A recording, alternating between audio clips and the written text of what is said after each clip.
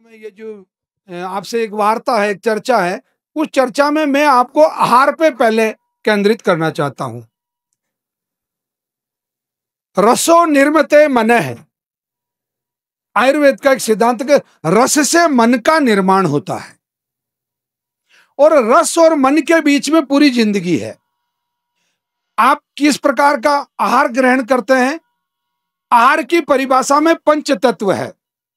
आप जो खाते हैं, आप जो पीते हैं, आप जो सोचते हैं, आप जो सुनते हैं और आप जो देखते हैं, ये पांचों चीजें मिलके आपके शरीर में रस का निर्माण करती है। अगर मैं विज्ञान की परिभाषा में बात करूं तो आपका जो रस है वो विटामिन है, वो प्रोटीन है, वो कार्बोहाइड्रेट्स है, वो मिनरल्स है, वो फैट्स है, वो फाइबर है और इवन की वो आपके हार्मोन्स हैं। वो आपके आवाज बहुत तेज हो जाएगी। तो वैसे क्षमा करें मुझे, मैं थिएटर से हूं। मैंने करीब 30 वर्ष तक लगातार थिएटर किया है, तो आवाज उतनी होनी चाहिए जितनी मधुर लगे। क्षमा करें। तो जो और इसके साथ में एक बहुत बड़ी बात जो है उसमें अंग्रेजी मतलब विज्ञान की बात कर रहा हूं मैं। कार्बोहाइड्रेट्स है, मिनरल है, फैट है, फाइबर है, विटामिन्स है, ये सब है। परंतु इसके आगे, क्योंकि श्री चरणों में बैठ के बात कर रहा हूं, उसके आगे जीवनी शक्ति है, आध्यात्मिक शक्ति है और सबसे बड़ी बात है एक आत्मीय शक्ति है। आप मांसाहार करके कभी भी बलशाली नहीं हो सकते। आप पिज्जा, बर्गर और ये जो आज का जो पाश्चात्य संस्कृति का जितना भी भोजन है वो करके आप में आत्मशक्ति नहीं आ सकती। तो आयुर्वेद क्या कहता है, इसको समझे आप। रीजनल, सीजनल और ओरिजिनल। रीजनल, सीजनल और ओरिजिनल।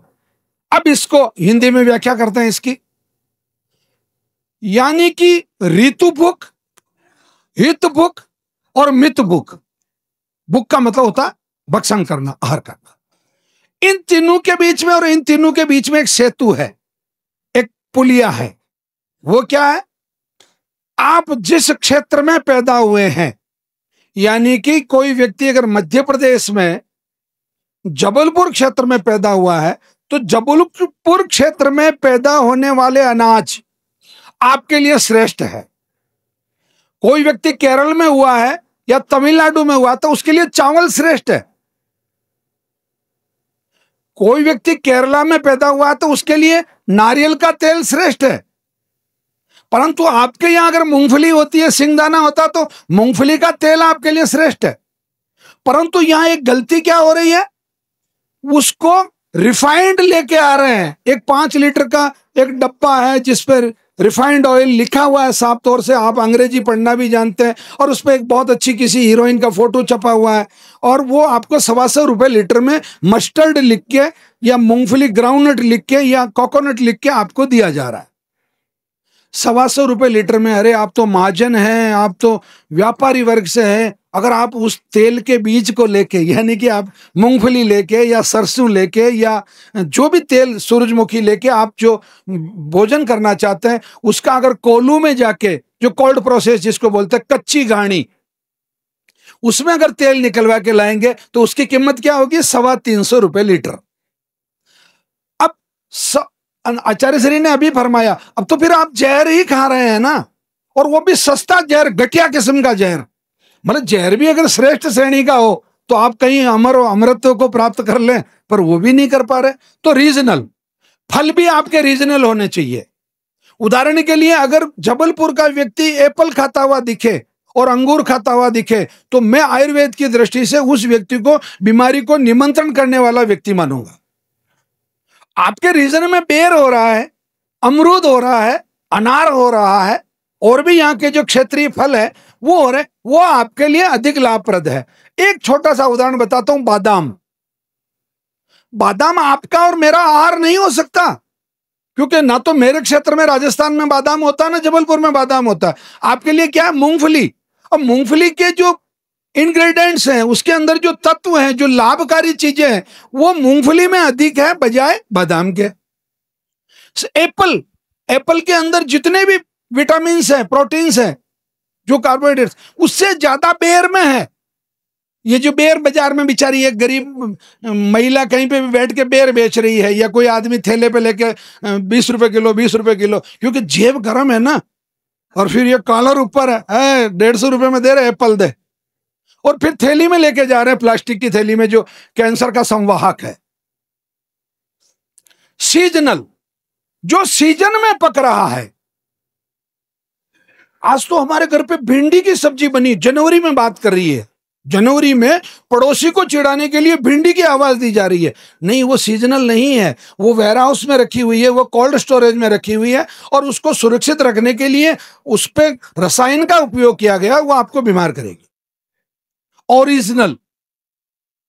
अब कहीं बुजुर्ग लोग बैठे हैं, मैं तो बहुत भाग्यशाली हूं कि ऐसे ऐसे वृद्ध चिकित्सक यहाँ मेरे सामने विराजमान है, और आचार्य श्री की उम्र के बराबर हम उम्र भी नहीं प्राप्त किए हुए कई लोग यहाँ बैठे हैं।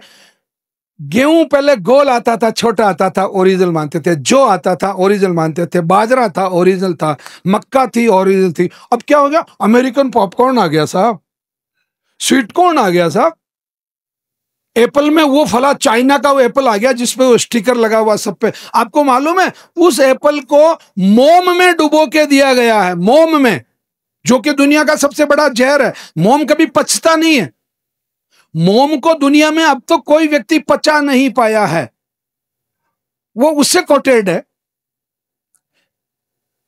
इंसुलिन क्या कर रहा है? चलिए, तो ओरिजिनल जो है अपने क्षेत्र में जो देसी नस्ल है, जो देसी किस्म है, उसका अगर हम भक्षण करेंगे तो निश्चित रूप से, अब आ जाता हूं मैं सीधा सीधा मेरे मुख्य विषय पे, सब्जेक्ट पे, कि कैंसर ना हो इसके लिए क्या खाया जाए। पहला, कैंसर होने का अंधाता हुक्म सबसे बड़ा कारण है आज का समुद्री नमक। आपका बाथरूम, आपका डिटर्जेंट, आपका शैम्पू, आपका मल त्याग, आपका मूत्र त्याग, आपकी किसी भी बड़ी इंडस्ट्री का लेड वाला पानी, आपका किसी भी बड़े उद्योग का मतलब जो उसमें क्लोरीन है, सोडियम है, कैल्शियम है, मैग्नीशियम है, यहां तक तो ठीक है, डीडीटी है, बीएससी है, डाइमिथ्योट है, डाइमक्रॉन है, और एक का नाम आपने सबने सुना होगा, सेल्फोस है। ये सभी जहर किसमें? आपके बाथरूम में, बाथरूम से आपके लेटरिन के टैंक में, लेटरिन के टैंक से नाली में, नाली नाले में, नाला नदी में, नदी समुद्र में, और नमक समुद्र से। विज्ञान अभी तक, विज्ञान मंगल ग्रह पे पहुंच के भी अभी तक इन 17 तरह के जहर को पानी से अलग करने की कोई विधि अभी तक नहीं बनी है, जिसमें सबसे बड़ा जहर है Celphos, second DDT, third BSC, fourth chlorine, dimethoate इत्यादि। अब जब वो अलग ही नहीं किया जा सकता, तो वो नमक चाहे रतन जी टाटा बना रहे हो और चाहे हंसराज जी चौधरी साहब बना रहे हो, उससे कोई फर्क नहीं पड़ता, वो जहर आपके नमक में है। और इससे आज की तारीख में करीब 44 प्रकार के कैंसर हो रहे हैं। अब आप कहोगे समाधान? हाथों हाथ समाधान है। जो रॉक सॉल्ट है, जो सेंधा नमक है, वो आपका नमक है, आराम से। अच्छा, एक भारत में, महाराष्ट्र में आज एक बहुत बड़ा रहस्योद्घाटन कर रहा हूं आपके इस मंच से। पूरे भारत को ही नहीं, दुनिया के जितने गरीब देश थे उनको लूटने के लिए अमेरिका ने भारत सरकार के साथ और यहाँ की स्थानीय सरकारों के साथ में मिलकर आयोडीन के नाम पे एक बहुत बड़ा षड्यंत्र किया है। आयोडीन केवल जो हिमालय तराई में रहने वाले लोग हैं, हिमालय जो केवल नदी का पानी पीते हैं, केवल नदी का या बर्फ का पानी पीते हैं, उनको शरीर में उष्णता देने के लिए आयोडीन की आवश्यकता होती है, बाकी आयोडीन का कोई रोल नहीं। और हमारे यहाँ तो वैसे ही 45 डिग्री टेम्परेचर है, पसीना इतना कि जैसे नहाए हुए हो, तो आयोडीन की आवश्यकता ही नहीं थी। और उसके षड्यंत्र के तहत ये समुद्र का जो नमक है, और आप सबको जानकर आश्चर्य होगा कि 1942 से पहले भारत में ही नहीं, पूरे एशिया महाद्वीप में और ऑस्ट्रेलिया महाद्वीप में भी समुद्री नमक नाम की कोई चीज थी नहीं, चीज ही नहीं थी। कल्पना ही नहीं थी कि समुद्र का नमक भी, समुद्र से भी नमक, मतलब अपने लेटरिन टैंक के पानी से भी नमक बनाया जा सकता है क्या।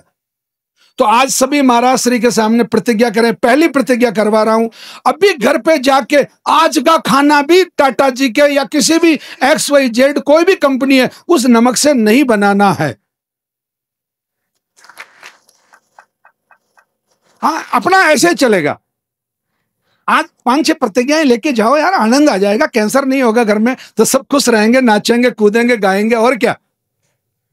चलिए दूसरा, ये जो रिफाइंड ऑयल है, कच्ची घानी आज से ढूंढ लो, और उस कच्ची घानी वाले को क्या होगा, हम तुम्हें रोजगार देंगे। और नहीं हो सकता तो इतना बड़ा संघ है, इतना बड़ा समाज है जबलपुर का, तो 5 व्यक्ति अभी भी ऐसे ऐसे तोपें बैठी है यहां, 5 व्यक्ति मिलके किसी 5 गरीब बेरोजगारों को कहो कि हम तुम्हें ये कोल्ड मतलब कच्ची घानी लाके देते हैं, हमारे समाज का व्यक्ति आएगा तो उससे घानी करने में तुम 20 रुपए कम लेना, और दूसरे समाज का आए तो पूरे पैसे लेना, तुम्हारा रोजगार चलेगा और तुम हमें बचाओ, क्योंकि हम कैंसर से बचना चाहते हैं।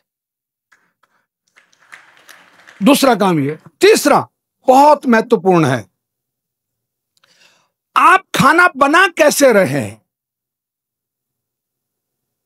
आप खाना बनाने, पहली बहुत बड़ी बात तो ये कि इस मन से तो भाव की बात की जानी चाहिए कि आपके भाव कितने पवित्र हैं, आप कितनी पवित्र हैं, आपके विचार कितने पवित्र हैं। परंतु पवित्र तो है कि इधर तो टीवी उधर चल रहा है, मोबाइल को भी यहां देख रखा है, हाँ मम्मी ये तो ऐसे हैं, अरे नहीं मम्मी ऐसे हैं, मम्मी वैसे हैं, को छोड़ दो। भाव क्या है आपके। अब अच्छे भाव है तो विचार भी अच्छे आएंगे। अब तरीका ये बताता हूं, फ्राई, ये जो तलना है, तलाई, ये आज के 65 वर्ष पहले थी नहीं।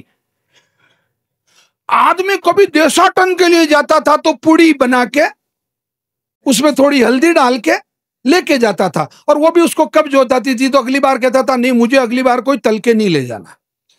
तो आप जितना रो खाएंगे, रो, आटा जितना मोटा होगा और कपड़ा जितना मोटा होगा और विचार जितने मोटे होंगे, आप उतने ही मोटे से, मतलब वो मोटा नहीं, आप उतने ही महान होंगे। गेहूं आज से ही छोड़ दें। कारण क्या है, हाँ अब भयंकर पत्थर गिर गया, क्योंकि आपका तो चुनाव चिन्ह है ना गेहूं। हाँ, आपको तो इलेक्शन लड़ना गेहूं के नाम पे। गेहूं में एक बहुत बड़ा खतरनाक जहर होता है, ग्लूटेन। उसको कई लोग ग्लूटेन कहते हैं, कई ग्लूटेन कहते हैं, कई नाम है उसके। ग्लूटेन इस दुनिया में कैंसर पैदा करने का सबसे बड़ा ठेकेदार है, और करीब करीब 51-52% जो कैंसर है वो ड्यू टू ग्लूटेन होता है। इसके पीछे कारण ये है कि डॉक्टर होंजो और डॉक्टर एलिसन 2 साइंटिस्ट हुए जिनको नोबेल प्राइज मिला 2018 में। वो नोबेल प्राइज मिला था कि PD1, CTLA4 और CTL1, ये 3 तरह के प्रोटीन के ग्रुप होते हैं। उस ग्रुप की वजह से आपके शरीर की जो सामान्य कोशिकाएं हैं, जो अच्छी कोशिकाएं हैं, वो कोशिकाएं उस प्रोटीन को खाना शुरू कर देती है, और अंततोगत्वा आपके शरीर में जो कैंसर है वो पैदा हो जाता है। तीसरा, 5वां विषय जो है वो बहुत महत्वपूर्ण है, वो थोड़ा आपको कहीं आंदोलित भी करे, कहीं कुछ करे। आप जितनी सब्जियां इस्तेमाल कर रहे हैं, मैं समाधान भी बताऊंगा आपको। आप जितनी सब्जियां, पर कल तो नहीं हो सकता, तो आज क्या करना है बता रहा हूं। आप सब्जी मंडी जाइए, जितनी छोटी सब्जियां हैं, भिंडी भी छोटी, तरोई भी छोटी, ग्वारफली भी छोटी, मतलब जितनी छोटी सब्जियां हैं उनका चयन कीजिए, पहला काम, क्योंकि वो ओरिजिनल के करीब है। वो इतनी लंबी लौकी जो इंजेक्शन लगा के बढ़ाई गई है, उसके बजाय छोटी लौकी जो हरे रंग की है वो ओरिजिनल है, उसका स्वाद भी, चलो जो भी है। आप, विषय लंबा हो जाएगा। आप सब्जियां लाइए, लाके गर्म पानी में डाल दीजिए, उबलते हुए पानी में, मतलब उबल गया पानी, उबल रहा है, जस्ट नीचे उतारा, सब्जियां उसमें डाल दी, वो डिटॉक्सिक हो जाएगी। डिटॉक्सिक यानी कि उसके अंदर जो टॉक्सिक है, यानी उसके अंदर जो जहर है, वो जहर, क्योंकि प्रकृति का एक नियम है कि वो धीरे धीरे उसके अंदर उस पानी में आ जाएगा, क्योंकि वो प्रगाढ़ से, सांद्र से तरल की तरफ आता है। ओके, एक काम हो गया। फिर आप जो सब्जियां काट रहे हैं, सब्जियां काट के उसको कुछ देर के लिए पानी में और छोड़ दीजिए, तो अंदर जो थोड़ा बहुत टॉक्सिक्स है वो भी निकल जाएगा, और उसके बाद में आप उस सब्जी का निर्माण कीजिए। अब उस सब्जी को पूरा नहीं सिजोना है, पूरा नहीं पकाना है, उसकी रबड़ी नहीं बनानी है। अगर रबड़ी बनानी होती तो रबड़ी खा लेते। आज तो हमारे घर पे लौकी की रबड़ी बनी है, तो मत बनाओ लौकी की रबड़ी। लौकी का हलवा बनाना प्रावधान है, तो क्या करना, उसका फाइबर खत्म मत करो। तरोई है, चाहे भिंडी है, चाहे ग्वार फली है, इन सभी में। अच्छा, एक बात, मैं चूंकि विज्ञान का व्यक्ति हूं, कृषि विज्ञान का स्नातक हूं, तो मैं एज ए एग्रीकल्चर साइंटिस्ट आप लोगों को ये एश्योर कर सकता हूं।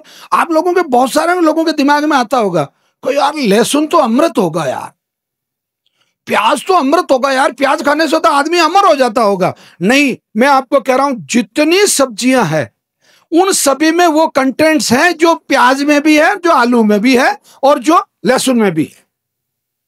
केवल ये गंध का खेल है, गंध, सुगंध, बस सुगंध के पीछे मरा जा रहा आदमी। मैं एज ए एग्रीकल्चर साइंटिस्ट आपको कह रहा हूं, जैसे मस्टर्ड है, आपका सरसों है, सरसों राइजोबिया फैमिली का प्लांट है। जैसे आपकी मूंगफली है, वो भी राइजोबिया फैमिली की है।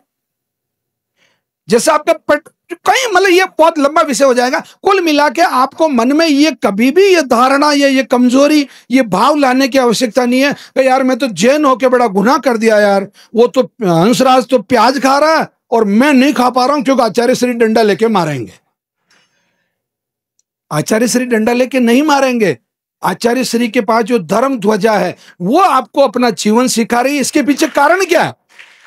इसके पीछे कारण है कि सबसे ज्यादा टॉक्सिक यानी कि डीएपी, यूरिया, बीएससी, डीडीटी, ये जमीन में उड़ के दिया जाता है, और कंद जितने हैं वो सब जमीन में है, तो वो सबसे ज्यादा करीब है। अगर मुझे मान लो अभी 1 करोड़ का चेक इधर से आ रहा हो तो मैं सबसे करीब हूं अन्नदाता के, तो सबसे ज्यादा प्रभाव मेरे पे होगा। और अगर अन्नदाता यहां से कोई पत्थर फेंकेंगे तो सबसे पहले मेरे को लगेगी। तो आप क्यों नहीं समझ रहे? तो कभी ये भाव नहीं लाना मन में। अब आगे आते हैं अपन, कैंसर ना हो इसके पूर्व लक्षण। कैंसर देखो एक दिन में नहीं होता। मैं आपको 2 छोटी छोटी खोज बता रहा हूं, समय 2 छोटी छोटी खोज बता रहा हूं। अभी WHO ने, विश्व स्वास्थ्य संगठन ने एक प्रोग्राम दिया है, मतलब 21 डेज, 21 दिन। आप लोगों को ये 5 चीजें सावधानी रखनी है। मतलब आप अगर सचेत हैं, सावचेत हैं, तो आप कैंसर प्रकट होने के 6 महीने पहले ही, फर्स्ट स्टेज भी नहीं, अंदाता ये -A स्टेज गिनी जाती है, माइनस है, मतलब एक भी पूरी नहीं। वो क्या, पहले क्या है स्टेज? आपको बिना किसी कारण के नींद नहीं आना। मतलब व्यापार में भी घाटा नहीं है, लड़ाई भी किसी से नहीं हुई, पर नींद उचट रही है आपकी, ठीक से डीप स्लीप नहीं मिल रही। बिना किसी कारण के वजन कम होना, बिना किसी कारण के आहार कम हो जाना, मतलब भूख कम लगना, आपका जो ग्लो है, आपका जो आभा है चेहरे की, देखिए इधर आभा देखिए, आप संत लोगों की आभा देखिए। मैं अन्नदाता की चमचागिरी नहीं कर रहा हूं, मैं आप लोगों को थोड़ा ठीक करना चाह रहा हूं। अन्नदाता तो मेरे ही है, मैं अन्नदाता का ही हूं, मतलब हमारे बीच में तो कोई भेदभाव है ही नहीं। आभा देखिए, इधर 12:15 बजी है और उधर 11:15 में फोड़े पड़ रहे हैं। तो ये जो आभा है, आपका जो ग्लो है, ये ग्लो अगर किसी कारण से कम हो रहा है, और आखिरी जो रीजन है, आखिरी जो लक्षण है कैंसर का, श्री नवग्रह आश्रम सेवा संस्थान मोतीबोर खेड़ा, जहां मेरा कार्यस्थल है, जहां मैं काम करता हूं, भीलवाड़ा जिले में रायला के पास है। हम लोग, हमारा 75% जो काम है, 75% जो काम है, वहां से लाखों लोग कैंसर से ठीक होते हैं, लाखों लोग किडनी से ठीक होते हैं, लाखों लोग लीवर से ठीक होते हैं, क्योंकि वहां महीने का ही 5-6 हजार पेशेंट का पर डे का तो इंडोर है, वहां मतलब इनपुट है, आता है। हम क्या कर रहे हैं? रोग हो इसको रोको, रोग हो गया उसके बाद में चिकित्सा तो अपना एक हिस्सा है। अब कैंसर पे मुख्य बिंदु पे आ रहा हूं। कैंसर से पूरा परिवार बर्बाद हो जाता है, आर्थिक दृष्टि से बिल्कुल खाली हो जाता है, और अंत तो गतवा, मैं बिना किसी पैथी की बुराई किए मैं ये कहता हूं, औषधि शरीर के लिए है, शरीर औषधि के लिए नहीं है। यानी कि आप जैसे कीमो ले रहे हैं एलोपैथी से, और उस कीमो से अगर आपको आपका वजन कम हो गया, एक ही महीने में 6-7 किलो कम हो गया, आप खा ही नहीं पा रहे हैं, बाल उड़ गए, और आपका शरीर इतना कमजोर हो गया कि आपका इम्यून सिस्टम बहुत कमजोर हो गया, तो वैसी परिस्थिति में मैं कहता हूं कि वो कीमो आपके लिए ठीक नहीं है। परंतु अगर आपको लाभ कर रहा है तो लीजिए ना। हम तो कहते हैं जांचें कौन करेगा, पैथोलॉजी करेगी। जांचें तो कहां करवाने जाओगे, वहीं करवाने जाओगे ना। परंतु मैं बहुत अंधाता, बहुत क्या कहूं, मैं शब्द नहीं मेरे पास, मैं बहुत भाग्यशाली हूं कि आजकल हमारे नवग्रह आश्रम पे कम से कम 5% जो पेशेंट है वो एलोपैथी फैमिली से है। उसमें डॉक्टर्स हैं, उनकी मिसेज हैं, उनकी डॉटर हैं, वो खुद हैं, और वो अभी साफ रूप से कहने लगे कि साहब जब से गवर्नमेंट ऑफ इंडिया ने इंटीग्रेटेड जो चिकित्सा पद्धति जो लागू की है, यानी कि जो जिसका श्रेष्ठ है उसको स्वीकार करें। जांचें एलोपैथी की श्रेष्ठ है, स्वीकार करें। क्वाथ आयुर्वेद का श्रेष्ठ है, उसको स्वीकार करें। परहेज आयुर्वेद के अच्छे हैं, उसको स्वीकार करें। मतलब ये, अब आप सब लोगों के लिए एक जनरल बात, बीमार आदमी होता है या किया जाता है? किया जाता है। अच्छा महाराज श्री 4 बजे क्यों उठ जाता है?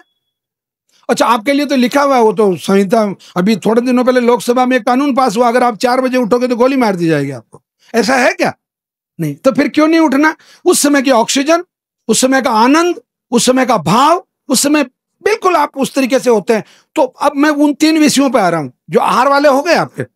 आप क्या सोचते हैं? सुबह पहले अच्छा ही सोचेंगे। हमेशा ये सोचिए अपने उसमें समय करनी, बिल्कुल समय करनी है।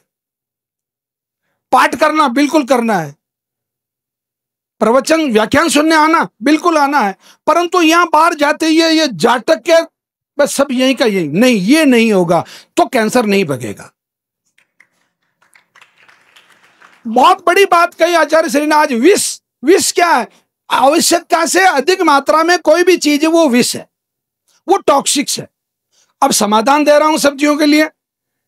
बाजार में 200 लीटर के प्लास्टिक के ड्रम मिलते हैं, खाली मजबूत वाले, डीजल वाले, या जो भी केमिकल उसमें ऑयल वगैरह आता है।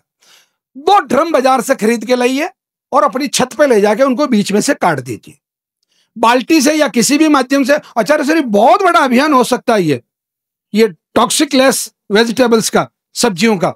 उसमें मिट्टी भर दीजिए, किसी गौशाला में जाके थोड़ा सा शुल्क देके वहां से गोबर लाके वो उसमें मिला दीजिए। उसमें एक ड्रम में बो लीजिए 2 बीज लौकी के, 2 बीज तरोई के। एक आजकल टमाटर की बेल आने लग गई, बेल पे टमाटर लगता है, मतलब लता पे, वो बोलिए एक में बोलिया, एक में भिंडी लगा ली। यानी कि 4 का जो क्षेत्र है वो इतना होता है आचार्य श्री, ये 4, 1 2 3 4, इतना खेत आपने अपने वहां खड़ा कर लिया। पेस्टिसाइड इस्तेमाल बिल्कुल मत कीजिए। अगर कोई कीड़ा लग भी जाए तो तंबाकू का, जर्दे का जो बूरा होता है वो, प्लस आंख जो होता है, आंकड़े का जो पेड़ होता है वो, और प्लस उसके साथ में आप उसको पानी में भिगो लीजिए और उसको और गौमूत्र अगर कहीं मिल जाए तो वो। और यहाँ तो गौशाला भी बहुत शानदार गौशाला है पूर्णायु के पास। आप लोग तो जबलपुर वाले तो बहुत भाग्यशाली लोग हैं। थोड़ा गौमूत्र मिला लीजिए, उस पर अपना नीम के पत्तों से उस पर स्प्रे कर दीजिए। नहीं तो कोरोना में वो तो सभी के पास आ ही गया था स्प्रे करने वाला। तो हाँ, तो और एक बात और है जो मेरे मन की बात है, चूंकि विषय बहुत हो गया। आप इस दुनिया से अंतिम यात्रा में जब जाएं, खुद की यात्रा हो आपकी अंतिम, तो मैं चाहता हूं कि वो लकड़ियां जो हो, जो आपके दाह संस्कार के लिए काम आए, वो आपकी पैदा की हुई तो कैसा रहे। हाँ, बहुत मूल प्रश्न है, पसीना आएगा अभी सुनने को। अपन ने एक पेड़ नहीं लगाया जिंदगी में, एक पेड़ बड़ा नहीं किया जिंदगी में। और मैं इस मामले में बहुत दादागिरी से कह सकता हूं, मैंने अब तक, ज्यादा नहीं होता तो कम से कम, ज्यादा नहीं हो रहा तो शायद 90 लाख या 1 करोड़ के आसपास पेड़ में बांट चुका हूं और लगा चुका हूं। तो मेरा दाह संस्कार तो अच्छा होगा। आप में से कौन चाहता कि टायरों से, डीजल से, केरोसिन से अपना दाह संस्कार हो? नहीं चाहते हैं ना। तो कितने पेड़ लगाए जैन साहब? श्री श्री 1008। ये आज प्रतिज्ञा करके जाइए। अभी भी चतुर्मास पूरा नहीं हुआ है। इस चतुर्मास की मैं सबसे ज्यादा प्रासंगिकता तब मानूंगा, या मेरा जबलपुर आना मैं जब सार्थक मानूंगा कि आज से आप नमक की प्रतिज्ञा, रिफाइंड ऑयल की प्रतिज्ञा, ये सब्जियां लगाने वाली प्रतिज्ञा, महाराज श्री यहां से जो भी निर्देश देते हैं उन निर्देशों का पालन करने की प्रतिज्ञा, और एक सबसे खतरनाक प्रतिज्ञा जो मैंने अभी लास्ट में बताई, अरे पेड़ लगाइए भगवान, पेड़ लगाइए, सड़क किनारे, किसी खेत पे, किसी फार्म हाउस पे लगाइए। अगर ऑक्सीजन, कोरोना में मैंने बड़े बड़े करोड़पतियों को मुझे फोन करते देखा, यार वैद जी, हंसराज एक बार यार प्लीज ये खाट दिला दे यार, कहीं से एक बेड मिल जाए मुझे गीतांजलि में या SMS में या बॉम्बे जसलोक में या अपोलो में, क्यों, क्या जरूरत थी, और गांव के आदमी नहीं मरे ज्यादा। तो ये ऑक्सीजन की जो थी, तो ऑक्सीजन एक, और मेरे जो गुरु प्रवर थे जिनकी मेरे पे खूब कृपा रही, विद्यासागर जी महाराज की, वो तो बिना पेड़ के कल्पना ही नहीं कर सकते थे, बिना पेड़ के कल्पना ही नहीं की जा सकती थी। और जब भी उनसे चर्चा हुई या जो कुछ भी टूटा फूटा ज्ञान में थोड़ा बहुत ले पाया, उस सब में यही बात थी कि हंसराज बस ये वनस्पति है, ये औषधियां हैं, तो सब कुछ है। और एक सबसे बड़ा आयुर्वेद आपके लिए क्यों फेवरेट है, अंतिम बात कह रहा हूं, आयुर्वेद आपके लिए इसलिए फेवरेट है कि काष्ठ, जिसको बोलते हैं सूखी हुई लकड़ी, काष्ठ, आयुर्वेद की जितनी भी नवग्रह आश्रम की औषधियां हैं, या वो सभी काष्ठ औषधियां हैं, सूखी हुई औषधियां हैं, उनको उबालना है और आपको लेना है, चाहे किडनी की समस्या है, चाहे लीवर की समस्या है, चाहे कैंसर की समस्या है, तो ये। परंतु मैं अंत में एक निवेदन करना चाहूंगा, आप बीमार होकर नवग्रह आश्रम पे कभी ना आए। मैं कामना करता हूं भगवान श्री के श्री चरणों में, अन्नदाता के श्री चरणों में, और इस भगवान महावीर के श्री चरणों में, कि आप आहार का, विहार का, आचार का और व्यवहार का, इन चीजों का पूरा पालन करें। भगवान आपको कभी बीमार नहीं करें। और फिर भी अगर कभी कोई समस्या हो तो श्री नवग्रह आश्रम सेवा संस्थान, हाँ बिल्कुल, दूध और घी का बहुत अच्छी बात है। बाजार में जो दूध मिल रहा है, हाँ, बाजार में जो दूध मिल रहा है, उस दूध में बहुत बड़ा दुर्भाग्य है, आज की तारीख में भारत में 64% जो दूध है वो तो है ओरिजिनल, और रिमेनिंग जो है वो पूरा सिंथेटिक है। ठीक, सिंथेटिक है। किससे बनता है वो? डिटर्जेंट और कचरा वाला, मतलब बहुत घटिया किस्म का जो तेल है वो। डिटर्जेंट कौन सा? आप कपड़े धोते हैं वो, है ना, सर्फ वगैरह ऐसा कुछ। तो वो जो दूध है, अब उसकी पहचान बता रहा हूं मैं आपको। जो नकली दूध है उसको आप अपने फ्रिज पे रख दीजिए, 1 महीने तक नहीं फटेगा, क्योंकि नकली क्या फटेगा, वो तो नकली का ही बाप है। और ओरिजिनल जो दूध है वो आपका ऊपर रख दीजिए, बिल्कुल विद इन 24 आवर्स में फट जाएगा। तो दूध का जो सोर्स है वो वहां से आ रहा। एक दूसरा, चूंकि मैं साइंस होल्डर हूं तो थोड़ा सा उस पर और प्रकाश डाल दो। 2 तरह के दूध होते हैं दुनिया में, A1 और A2 milk, 2 type of milk है। तो जो A1 जो है, दुनिया का सबसे पहला A1 मिल्क है आपका मदर मिल्क, जिस मां से अपन पैदा हुए हैं, कोकली। नंबर 2 पे बकरी, नंबर 3 पे भेड़, नंबर 4 पे ऊंटनी, और नंबर 5 पे देसी गाय।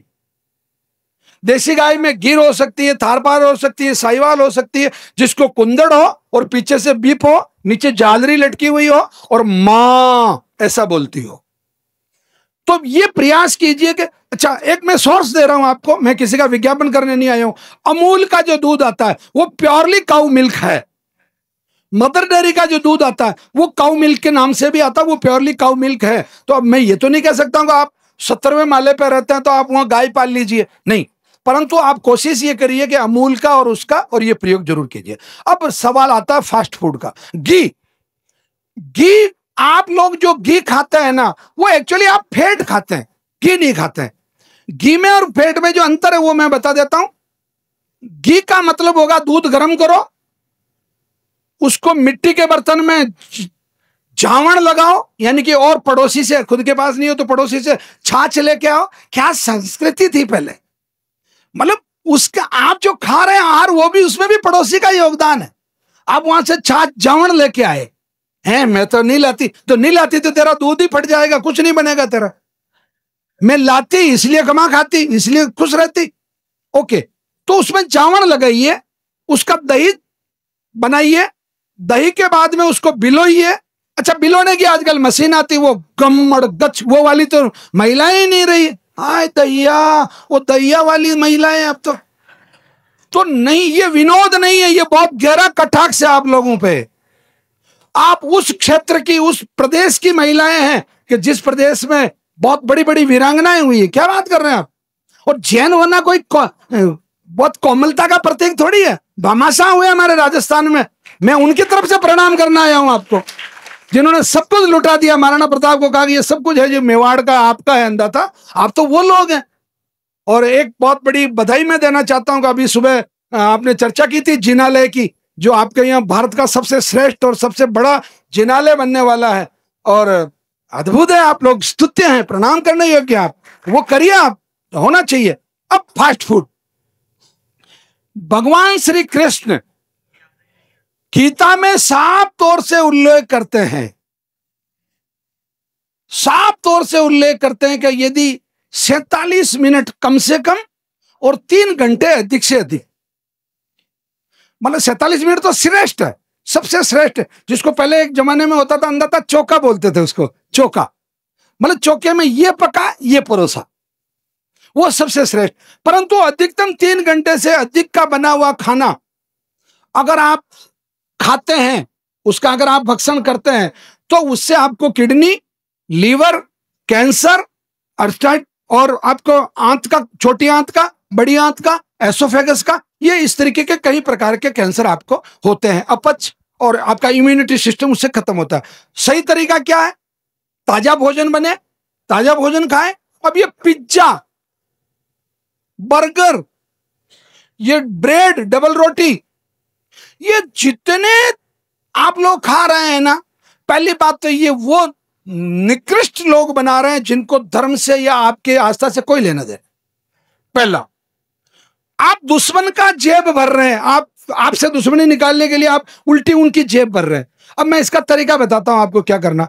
आपने जौ, बाजरा, मक्का और ज्वार, ये 4-5, और चना, ये 5-6 तरीके का आटा बना लीजिए।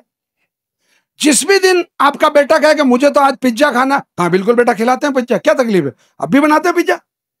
बर्गर खाना, अभी बनाते हैं बर्गर। पहले शक्करपारे बनते थे, सत्तू होता था, चलो आज सत्तू और शक्करपारे खाने जैसे लड़के ही नहीं रहे, क्योंकि आपने टॉफी खिला खिला के दांत तो रहे ही नहीं उसके मुंह में। हाँ, सब जिम्मेदारी तो आपकी। मैं ऐसे ही बात करता हूं, आप लोग अन्यथा ना ले, और अन्यथा ले तो फिर मजा ले। तो ये जो पिज्जा और बर्गर जो है, ये जो आपके नूडल्स हैं, इनको जैन समाज को पहली प्राथमिकता देनी पड़ेगी। क्योंकि मैं जाट समाज में पैदा हुआ हूं, हम लोग, हकीकत कह रहा हूं, आप लोगों पे बहुत बड़ा वजन रख रहा हूं मैं, हम लोग आप लोगों को अनुसरण करते हैं। अरे यार सेठ जी हैं, ये गलत नहीं हो सकता, ये सेठ जी हैं, ये मुझे उधार देने वाले हैं, इनके घर में संपन्नता है, इनके घर में ज्ञान है, इनके घर में शिक्षा है। तो आप नहीं करोगे तो कौन करेगा? पिज्जा को छोड़िए, बर्गर को छोड़िए, और ये जितना फास्ट फूड है उस सबको छोड़िए, अपने घर पे बनाना शुरू कीजिए। तो मैं तरीका बता रहा था, आराम से गाय का देसी घी लीजिए, मोटी सी ऐसी रोटी बनाइए, उसको शानदार तरीके से सिकाई कीजिए उसकी, और उसमें तिरंगा बनाइए, अच्छे अच्छे कलर डालिए, शानदार। अरे माँ है, आप तो सृजन करने वाली हैं। हम जैसे लोगों को बना दिया 6-6 फीट के लोगों को, तो वो तो 6 इंच बाई 6 इंच का है पिज्जा। तो उसमें आप हरी सब्जियां डालिए काट के, और उसमें बहुत अच्छा सा टमाटर का सॉस अपने घर पे बना लीजिए। टमाटर को क्या करना, उबालना ही था, और करना क्या, बना लिया, बनाइए, और बच्चे को कहिए बेटा ये अपने घर का सॉस, कि मैं तो नहीं खाता, तो नहीं खाता तो फिर हम बाजार से लेके तुम्हें नहीं देंगे, नहीं देंगे, बात खत्म। क्यों नहीं देंगे? क्यों? हम महाराष्ट्र के वहां प्रतिज्ञा करके आए हैं कि आज के बाद में मेरे परिवार में 47 मिनट या 3 घंटे से पुराना बना हुआ खाना नहीं खाया जाएगा। बात खत्म, वो सामान्य सी बात है।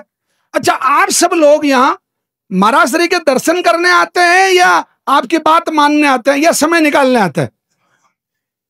बात मानने। अरे वाह, क्या बुद्धिजीवी, झूठ भी इतना सफाई से। हाँ, साली सफेद ही शर्मा जाए, मतलब ये जो रंग है ना, इससे ज्यादा क्या सफेद होगा, ये शर्मा जाए, मतलब आपके इस जवाब के सामने। नहीं, अब तक नहीं था तो कोई बात नहीं, क्षमा वीरस्य भूषणम, आप वीर हैं, महाराष्ट्री आपको क्षमा करेंगे, महाराष्ट्री वीर हैं, आपको क्षमा करेंगे, आप वीर हैं, आप अपनी आदत को क्षमा करें। आज से ही प्रतिज्ञा ले लें कि हम अगर जैन समाज को मानते हैं या महाराष्ट्री को मानते हैं या जैन धर्म को मानते हैं, तो हम उन चीजों का अवलंबन, आहार, भक्षण नहीं करेंगे जो चीजें हमारे लिए अपथ्य है। महाराष्ट्री के उसमें व्याख्यान में भी ये बात आई थी, वो अपथ्य है। तो इन चीजों को छोड़ें। मैंने आपका खूब प्राण पी लिए और मैं आपसे क्षमा प्रार्थी हूं।